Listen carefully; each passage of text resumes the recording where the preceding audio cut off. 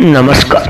आमच्या यूट्यूब चॅनलवर तुमचं सगळ्यांचं पुन्हा एकदा मनापासून सहर्ष स्वागत. आत्ताच्या क्षणाची सर्वात मोठी बातमी. लोकसभेत शिंदेंचा गेम करण्याची सगळी तयारी झाली. भाजपचा प्लॅन ठरला. आवळा दिला, आता कोवळा तर काढणारच. तर मुख्यमंत्री एकनाथ शिंदेंची लोकसभेत गेम करण्याची काय आहे भाजपची रणनीती हे सविस्तर पाहण्याअगोदर आमच्या चॅनलला सबस्क्राईब करा आणि बेल आयकॉनला प्रेस करा. सध्या देशात लोकसभेची लगबग सुरू आहे. सर्वच पक्ष जोरदार तयारी करत आहेत. भाजपने 195 उमेदवारांची असलेली यादी जाहीर केली आहे. त्यामुळे आता निवडणुकीला चांगलाच रंग आला आहे. त्यामुळे याकडे सर्वांचे लक्ष लागले आहे. भाजपने जाहीर केलेल्या यादीत राज्यातील एकाही उमेदवाराचे समावेश नाही. राज्यात सध्या जागा वाटप अजून झालेली नाही. महायुतीत आणि सत्तेत असलेल्या शिंदेंच्या शिवसेनेला आणि अजित पवारांच्या राष्ट्रवादीच्या मागण्यामुळे तिढा वाढला आहे. भाजपने जास्त जागा लढवण्याची तयारी केली आहे.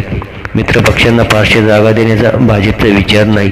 त्यामुळे शिंदे सेनेच्या नेत्यांनी जाहीरपणे संताप व्यक्त केला आहे. त्यामुळे अजूनही तोडगा काढला नाही. मात्र या सगळ्यांनी तयारी केलेली आहे. दरम्यान रामदास कदम, गजानन कीर्तीकर यांनी भाजपच्या भूमिकेबद्दल नाराजी बोलून दाखवली आहे. एकनाथ शिंदेंना मुख्यमंत्री पदाचा आवळा दिल्यानंतर आता लोकसभेच्या जागा वाटपाबाबत कोवळा तर काढण्याची भाजपची रणनीती आहे. त्यामुळे शिंदे आणि अजित पवार यांना लोकसभेत कमी जागा मिळणार. भाजप अजित पवारांच्या राष्ट्रवादीला 4 जागा सोडण्याच्या तयारीत आहे. तर एकनाथ शिंदेंच्या शिवसेनेला केवळ 7 जागा देण्याची तयारी दर्शवली आहे. त्यामुळे संताप व्यक्त केला जात आहे. गेल्या निवडणुकीत शिवसेने 23 जागा लढवल्या. यामध्ये 18 जागा जिंकल्या. या 18 खासदारांपैकी 13 खासदार शिंदेसोबत गेले आहे. तर भाजपनं शिंदेंना केवळ 7 जागा देण्यात असल्याचं म्हटलं आहे. त्यामुळे बाकीच्यांचं काय करायचं असा प्रश्न सर्वांना पडला आहे. अनेक विद्यमान खासदारांचा पत्ता कापला जाऊ शकतो. यामुळे मोठी नाराजी येऊ शकते.